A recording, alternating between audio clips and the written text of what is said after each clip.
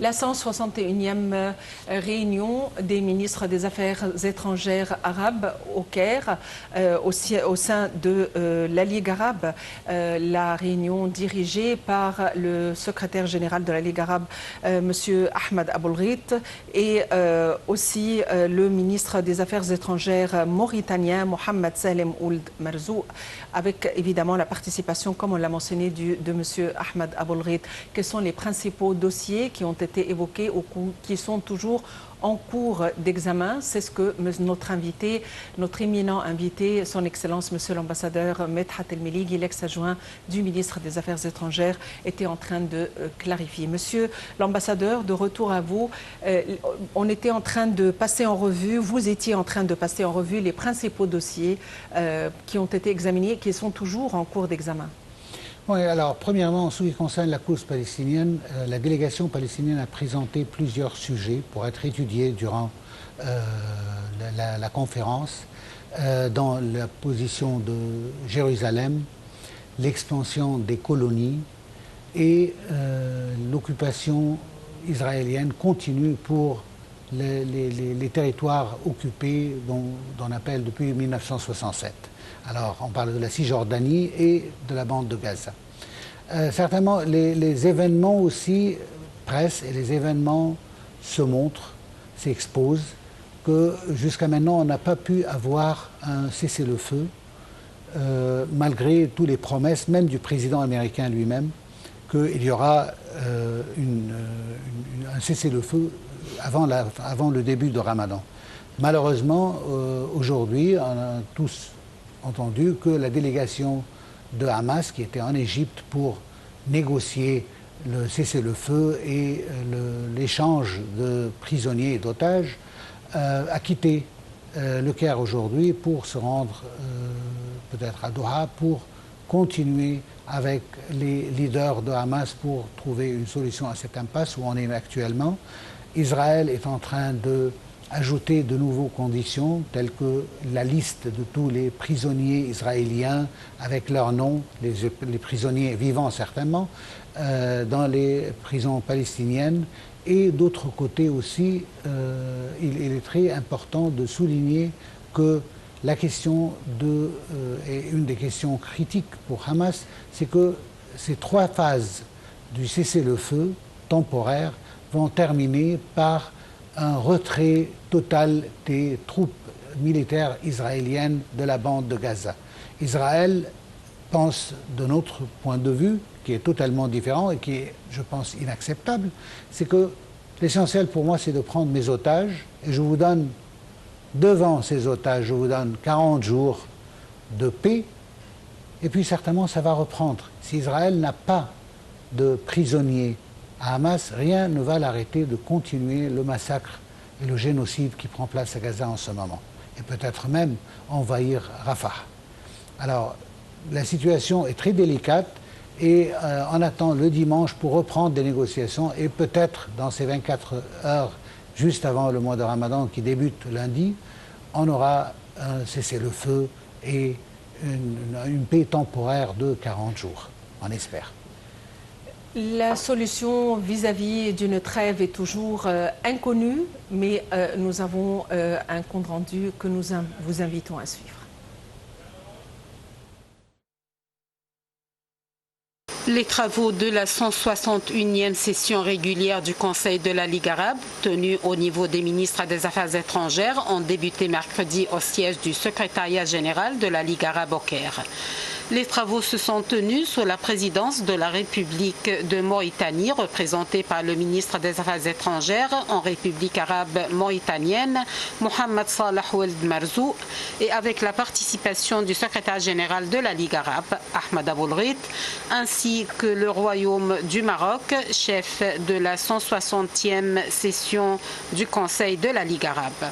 Le ministre égyptien des Affaires étrangères, Sameh Choukri, a dirigé la délégation égyptienne participant participante à la réunion, alors que la guerre que mène Israël contre la bande de Gaza est le sujet le plus important de la liste des dossiers présentés au ministre des Affaires étrangères. Cette session a abordé diverses questions politiques, sociales, juridiques et financières, ainsi que la situation dans la région arabe et l'évolution de la situation dans les territoires palestiniens à la lumière de la guerre brutale contre la bande de Gaza et le peuple palestinien, étant donné que la question palestinienne est la question arabe centrale et ses répercussions sur la sécurité et la stabilité de la région, avec son impact avec le conflit au Soudan et les développements en Somalie concernant le prétendu accord éthiopien avec la région du Somaliland. La réunion des ministres des Affaires étrangères a également discuté des préparatifs de l'ordre du jour du 33e sommet arabe prévu au Royaume de Bahreïn en mai prochain et a discuté des questions liées à la sécurité nationale arabe, des moyens de soutenir l'autorité palestinienne financièrement et politiquement et d'autres problèmes dans la région. Citant que les ministres arabes des Affaires étrangères ont tenu mercredi une réunion consultative à huis clos sur les travaux de cette session ordinaire du Conseil de la Ligue arabe.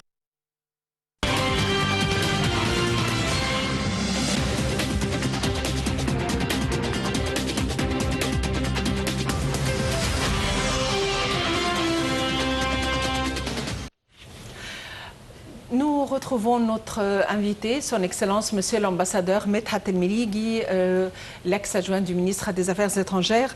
Monsieur l'ambassadeur, les probabilités de parvenir à une trêve ou à un cessez-le-feu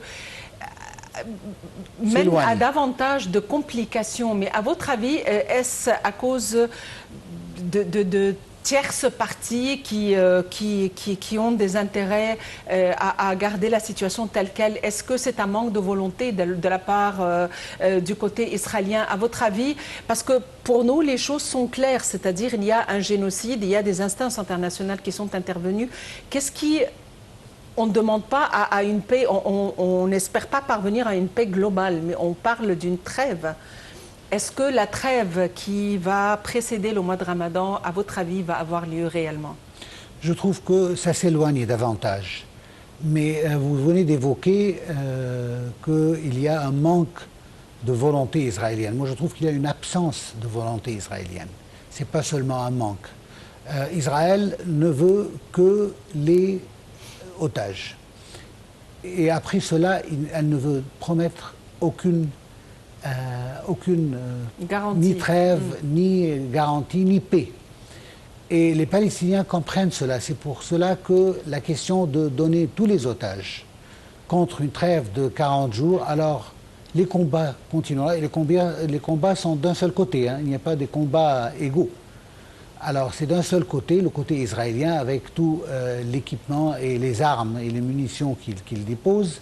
Alors on va trouver un autre massacre, peut-être même plus fort que celui-là, dont on est en train de témoigner en ce moment. Alors, la question d'une question de balance entre les deux. Et je trouve que même la résolution des États-Unis au Conseil de sécurité qu'elle vient de présenter rime toujours autour du même sujet. C'est les otages contre une trêve de 40 jours. Et ensuite, non, il n'y a rien ensuite. C'est seulement ça. Ce qui ne peut jamais être accepté, ni palestinien, ni arabe. Alors, on doit trouver une résolution ou bien une décision balancée entre les deux. Les États-Unis doivent prendre son rôle en tant que médiateur, un rôle qu'elle a, je peux dire, entre guillemets, trahi pour longtemps, parce qu'elle est totalement du côté d'Israël, elle soutient Israël d'une manière inconditionnelle, ce qui le démontre, c'est les actes de violence israélienne et les massacres israéliens qu'on voit.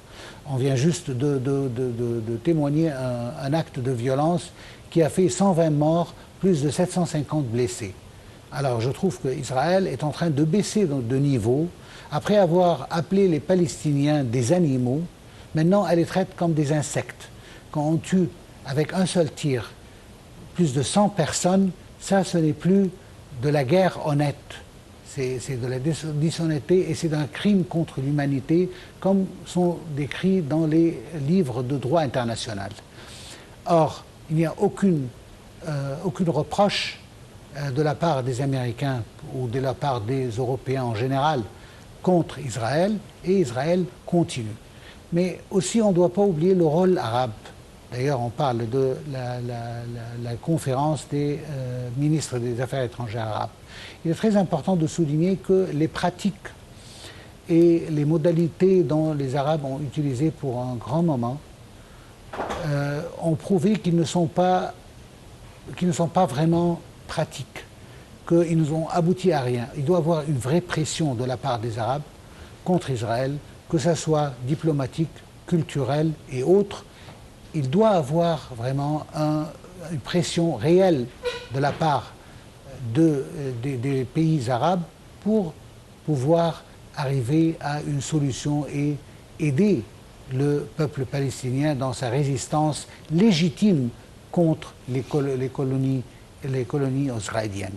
Alors, il est très important de voir d'une manière globale la situation telle qu'elle est. Il y a un devoir par les Arabes, et qu'on espère que ça va être clair dans la déclaration qui sortira. On doit prendre des mesures concrètes contre Israël pour l'obliger à arrêter ce génocide. Aussi, certainement, les souteneurs et les supporters d'Israël, tels que les États-Unis et la majorité des pays de l'OTAN, qui doivent exercer une pression, arrêter l'armement d'Israël, étant donné que c'est un pays, même par la Cour internationale de justice, est plus ou moins incriminé de commettre un crime contre l'humanité et un génocide contre le peuple palestinien. Ce n'est pas encore à 100%, mais déjà Israël le prouve chaque jour davantage. Alors travaillons là-dessus parce qu'il est très important de soulever cette peine du peuple palestinien, si ce n'est pas possible avant le début de Ramadan, mais au moins dans les plus courts délais possibles. Il y a quelque temps, des instances internationales sont intervenues. Il y a eu des réunions au sein du Conseil de sécurité et avant la Cour internationale de justice qui a poursuivi ces réunions après la réunion tenue au sein du Conseil de sécurité. Comment se fait-il qu'il n'y a eu aucun impact jusqu'à présent?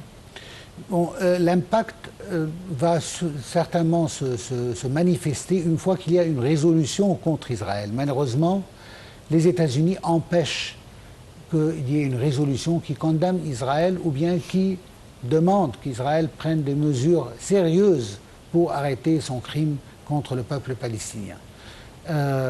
D'ailleurs, les États-Unis, malgré toutes leurs promesses, et pas seulement ça, les mots qu'ils disent sont des mots vraiment qui promettent quelque chose de très bien.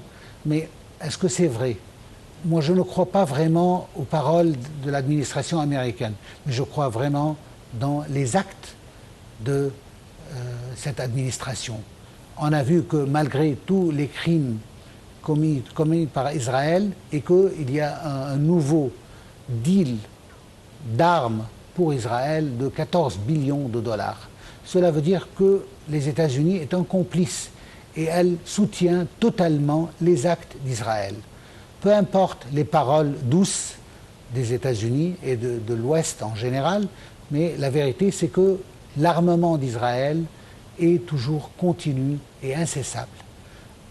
Alors, ici, comment est-ce qu'on peut, nous, qui n'avons pas vraiment le moyen de forcer Israël à se plier au droit international, comment est-ce qu'on peut le faire si on voit que les pays qui sont les fournisseurs d'armes à Israël sont toujours là et sont en train toujours de fournir des armes.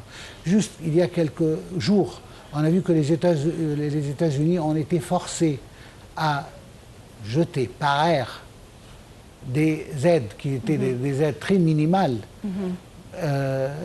simplement parce qu'Israël a refusé d'ouvrir aucune issue pour faire entrer ça par la voie terrestre. Et à votre avis, est-ce que les États-Unis n'avaient pas le pouvoir de demander à Israël d'ouvrir les voies?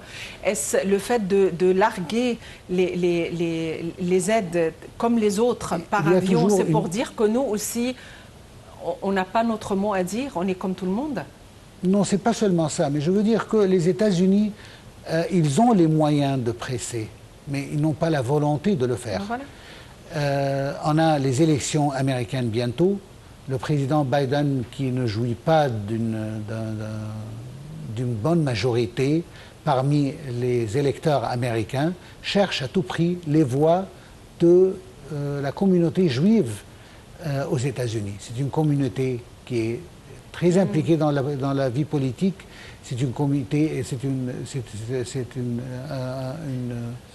une communauté qui est très forte et très influent sur le peuple américain.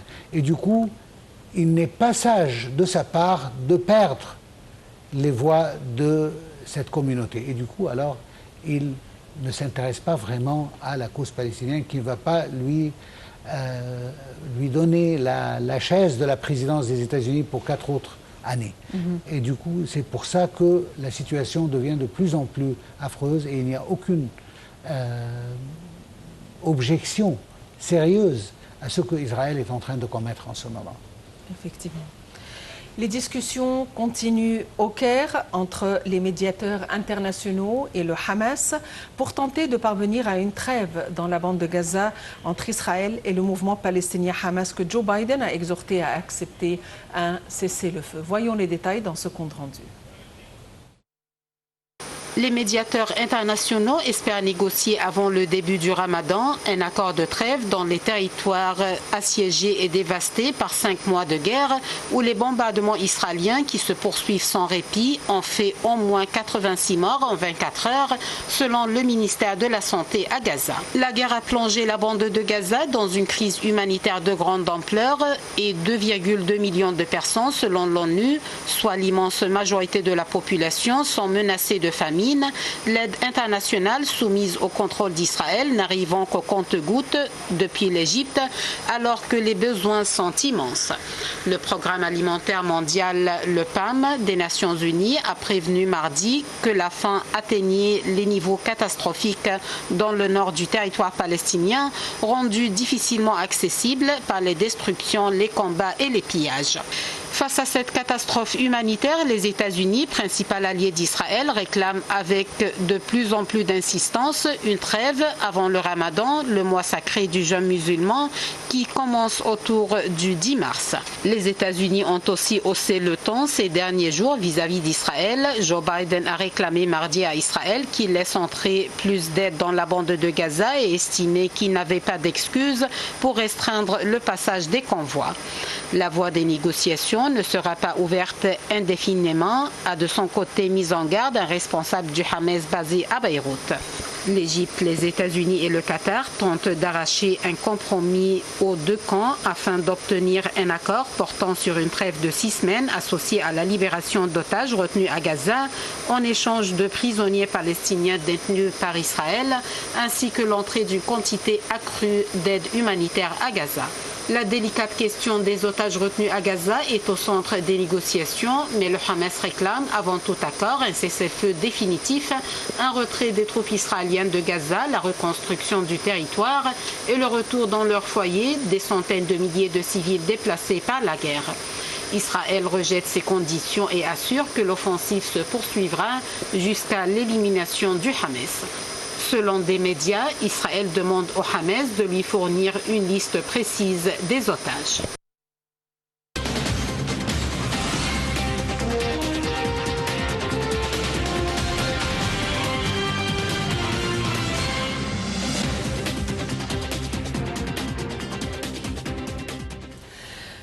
De retour à notre invité, son Excellence, Monsieur l'ambassadeur Medhat El-Meligui, l'ex-adjoint du ministre des Affaires étrangères. Monsieur l'ambassadeur, nous avons vu des images vraiment qui, je ne sais pas quoi déchirent dire, le cœur. Qui déchirent le cœur. C'est inhumain, c'est inhumain. Et comment peut-on évaluer la situation de l'UNRWA? Alors l'UNRWA, ça, c'est une question qui est très délicate et qui montre le double standard de l'Ouest en général. Alors, les 30 000 et même plus morts palestiniens avec plus de 70 000 de blessés n'ont suscité aucune réaction de la part de l'Ouest. Qu'ont-on dit des accusations non prouvées, sans évidence, contre 12 des employés qui sont plus de, je pense, 200 000 ou même plus, qui représente 0,03% du personnel qui travaille à l'UNRWA, était suffisant pour que les États-Unis, le Canada, le Japon et d'autres pays, dont l'Italie, l'Allemagne, de suspendre leur aide et leur soutien monétaire pour l'UNRWA. Et cela montre à quel point il y a une hypocrisie de l'Ouest en ce qui concerne, et le double standard, en ce qui concerne comment est-ce qu'on traite les organisations destinées à aider les Palestiniens. Et là, il y a un mot que j'aimerais bien dire et j'aimerais bien expliquer. Il est fort probable que l'UNRWA peut arrêter, et c'est la demande d'Israël, d'arrêter ses travaux. Et pour une fois, je suis totalement d'accord avec Israël en ce qui concerne que l'UNRWA doit fermer ses portes. Les Palestiniens, comme tous les autres réfugiés et les peuples du monde, doivent être traités par les Nations Unies selon l'organisation de le Haut-Commissaire des réfugiés, ce qu'on connaît comme le UNHCR. C'est l'organisation internationale pour tous les réfugiés du monde. Malheureusement, au début de sa création et à cause de la demande israélienne, l'UNRWA a été créée seulement pour le peuple palestinien, tandis que tous les autres réfugiés dépendent de l'Organisation internationale du Haut-Commissaire pour les réfugiés. Et pourquoi cela? Parce que l'organisation mondiale, internationale de l'UNHCR, un des droits qu'il essaye de sécuriser pour les réfugiés, c'est le droit de retour à leur pays. Or, Israël n'accepte pas que les Palestiniens en exil puissent rentrer en Israël, ou même en Palestine, de 1967. Et c'est pour ça que cette organisation a été créée. Alors, de sorte que si on a un impasse tel que l'impasse qu'on a aujourd'hui, cela affecte seulement les Palestiniens, mais pas tous les autres réfugiés du monde. Et c'est pour ça que je suis totalement d'accord avec Israël qu'on doit fermer à un certain moment cette organisation qui est destinée seulement aux Palestiniens, de sorte que si on veut bloquer, on peut la bloquer sans que cela ne suscite aucun problème avec tous les autres réfugiés et tous les autres pays du monde. Les Palestiniens doivent être traités tels que tous les autres Palestiniens. Leur cause est aussi claire et légitime qu'ils doivent être traités de la même manière. Et cela est encore un double standard, et malheureusement cette fois d'une organisation internationale, et c'est l'organisation internationale la plus prominente du monde actuel, du monde d'aujourd'hui. Et je trouve que, malgré tout, l'UNRWA pour le moment, elle est la seule organisation la meilleure placée pour pouvoir aider le peuple palestinien, notamment quand on parle que durant sa trêve, il y aura d'autres aides humanitaires d'une manière régulière et d'une manière excessive pour pouvoir rentrer au peuple palestinien. Et l'UNRWA est l'organisation qui est la meilleure à d'être placée pour pouvoir aider les Palestiniens, étant donné son nombre et étant donné comment ils sont le terrain de cette bataille, si j'ose dire bataille, parce que ça ne serait pas facile avec 2 millions de personnes qui sont en état de famine, qu'on puisse calmer leur famine d'une manière décente, d'une manière honorable, d'une manière humanitaire. Et pour cela que l'organisation, pour le moment, doit continuer, malgré tous les conflits que causent les pays européens. Je pense que les pays arabes peuvent venir au secours maintenant pour aider cette organisation pour pouvoir continuer son devoir envers les Palestiniens. Monsieur l'ambassadeur, nous allons nous diriger ou nous orienter vers un sujet local concernant la livre égyptienne, la fameuse livre égyptienne. Mais avant, nous avons un compte rendu juste pour vous rafraîchir la mémoire lors de la réunion extraordinaire du comité des politiques monétaires de la Banque centrale d'Égypte. La Banque centrale d'Égypte a décidé de relever les taux sur les dépôts et sur les prêts pour un jour de 600 points de base. Voyons les détails dans ce compte rendu. La Banque centrale d'Égypte, la BCE, a décidé mercredi 6 mars d'adopter un régime de change flexible pour la livre égyptienne et de permettre aux forces du marché de déterminer sa valeur. Lors de la réunion extraordinaire du comité des politiques monétaires, la BCE a décidé de relever les taux sur les dépôts et les prêts pour un jour de 60 points de base. La banque a augmenté les taux d'intérêt sur la livre égyptienne de 27,25% pour les dépôts et 28,25% pour les prêts et à 27,75% pour les opérations de la Banque centrale. Les taux de crédit et d'escompte ont également été relevés de 600 points de base pour atteindre 27,75%. L'unification du taux de change est cruciale car elle aide à éliminer les arriérés en devises en réduisant l'écart entre le taux de change officiel et le marché noir, indique le communiqué publié par la Banque centrale à l'issue de la réunion de son comité de politique monétaire. Depuis des mois, alors que l'inflation a atteint jusqu'à près de 40%, le marché noir avait atteint un record jusqu'à 70 livres pour $1. Il était ensuite redescendu brusquement aux alentours du nouveau taux officiel avec l'injection fin février par les Émirats arabes unis de 35 milliards de dollars d'investissement et de dépôts dans l'économie égyptienne. Le gouvernement compte sur ces investissements étrangers pour tenter notamment de contribuer à résoudre la crise des devises étrangères en Égypte. Il est à noter que la dette extérieure de l'Égypte s'élève à près de 165 milliards de dollars selon les chiffres de la BCE. La Banque centrale a déclaré que ces décisions viennent dans le contexte de la protection des exigences du développement durable. Le communiqué publié par la Banque a également affirmé son engagement à maintenir la stabilité des prix à moyen terme. Autant la Banque a souligné que pour y parvenir, elle s'engage à poursuivre ses efforts pour cibler l'inflation comme base nominale de la politique monétaire, tout en permettant que le taux de change est déterminé selon les mécanismes du marché. Suite à la décision de la BCE, la livre égyptienne a connu une baisse d'à peu près 20 livres contre le dollar pour atteindre 50 livres égyptiennes.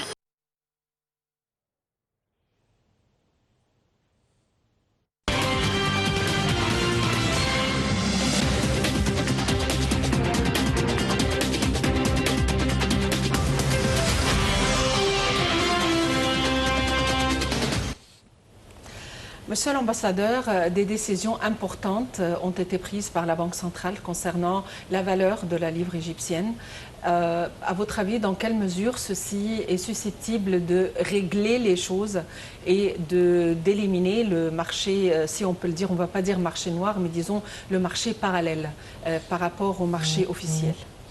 Exactement. Alors, premièrement, il est très nécessaire de dire qu'en économie en général, l'essentiel pour réajuster les prix de la monnaie locale contre les monnaies internationales sert à deux buts. Le premier, c'est de pouvoir donner une stabilité au marché d'un côté et d'autre côté de pouvoir exporter davantage.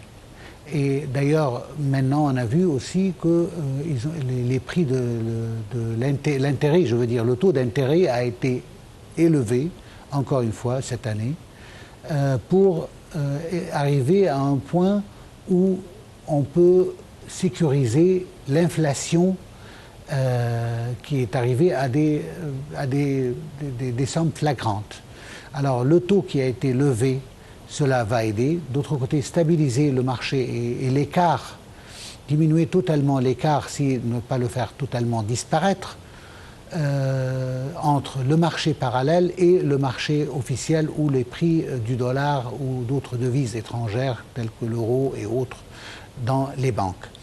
Mais il est très important de noter que le plus important, je pense, qui va vraiment aider à stabiliser le prix du dollar contre la livre égyptienne, c'est que tous les importateurs qui ont besoin d'importer des matières premières pour les industries locales en Égypte puissent obtenir le dollar pour faire leur achat international tel qu'ils le nécessitent. Pour une longue période, on a eu beaucoup de problèmes et beaucoup de manque de produits premiers et de devises, certainement à cause du manque de devises étrangères, pour pouvoir importer de l'extérieur. Avec les prix compétitifs que le gouvernement vient de déclarer, cela va aider de deux côtés. Premièrement, il y aura, j'espère, le dollar qui sera disponible pour les importateurs pour pouvoir faire leurs achats dans le marché international. Et deuxièmement, cela va encore une fois donner aux institutions monétaires et financières internationales la confiance dans l'économie égyptienne qui peut prendre un coup tel que celui-là, parce que n'oubliez pas à la fin du compte qu'on parle de à peu près un tiers du prix du dollar contre la livre égyptienne va augmenter, ce qui va certainement augmenter les prix au moins officiels de plusieurs des produits dont on utilise, peut-être aussi l'essence, et cela doit être aussi aidé et soutenu par des programmes sociaux pour les plus pauvres d'Égypte. Et quand est-ce que ceci va se répercuter sur les prix? Est-ce qu'on aura besoin quand même de quelques temps ou est-ce que ça va être direct durant la semaine? Non, pas à ce point. Ça va prendre du temps parce que je pense que les produits dont on trouve maintenant dans le marché, dans une grande majorité, une grande partie de ces produits-là viennent de l'extérieur, sont achetés avec des prix supérieurs au prix actuel, 60 ou 70 livres égyptiennes, tandis que le prix officiel maintenant est celui même du marché parallèle, ça rime autour de 50 livres Donc, a priori, par dollar. On aurait dû parler de réduction des prix. La réduction des prix viendra sûrement à cause de ces prix-là, mais il y a deux conditions pour cela. Premièrement, on doit attendre un peu pour qu'on commence à acheter avec ces prix. Et deuxièmement, que les prix actuels sont les prix qui ont été déjà achetés et du coup, ils ne pourront pas la vendre moins cher que les prix d'achat. Alors, on doit attendre quelques moments pour que le marché se stabilise. Toujours après un changement de la valeur de la monnaie nationale, toujours il y a une période où les prix sont un peu perturbés. Et ensuite, ça se calme pour qu'on commence à travailler d'une manière plus sérieuse. Mais l'étape était une étape très importante pour stabiliser l'économie, pour contrôler l'inflation, pour arrêter la monte, ou disons la chute libre de la livre égyptienne contre les devises étrangères. Et cette étape va essayer de calmer. Et déjà, on entend qu'il y a un accord entre l'Égypte et le Fonds monétaire international pour recevoir 8 milliards de dollars en tant qu'un prêt qui pourra être facilité. On a entendu dans le rapport qu'il y a déjà 35 milliards de dollars qui viennent de la part des Émirats pour un projet d'investissement ici en Égypte, ce qui est déjà bien, et on espère qu'il y aura d'autres projets d'investissement, que ce soit dans le domaine touristique ou dans le domaine des industries, parce que tout cela va aider à qu'on puisse à la fin vendre davantage, exporter davantage et du coup stabiliser notre livre égyptienne dont on dépend tous sur sa stabilité. Donc il faut attendre que les choses se stabilisent et ne pas prendre de décisions. Alors je parle des citoyens pour leur propre budget. Je pense que le gouvernement est conscient de ce problème, notamment quand on approche du mois de Ramadan, et qu'à part les programmes de sécurité sociale que le gouvernement essaye pour alléger la dureté et la sévérité de la situation pour les couches sociales les plus pauvres. Mais je pense que même pour les couches sociales du centre, ils seront aussi allégés, et on espère déjà pendant le mois de Ramadan, de sorte que ce mois passe d'une manière paisible, Inch'Allah. Excellence, Monsieur l'ambassadeur Medhat El Meligi, vous êtes l'ex-adjoint du ministre des Affaires étrangères. Je vous remercie infiniment pour votre présence avec nous. Avant de clôturer, j'aimerais vous dire que le samedi 9 mars, c'est la journée des martyrs. C'est une journée durant laquelle nous rendons hommage à nos martyrs. Merci de nous avoir suivis. Très bonne fin de soirée à tous et à la prochaine.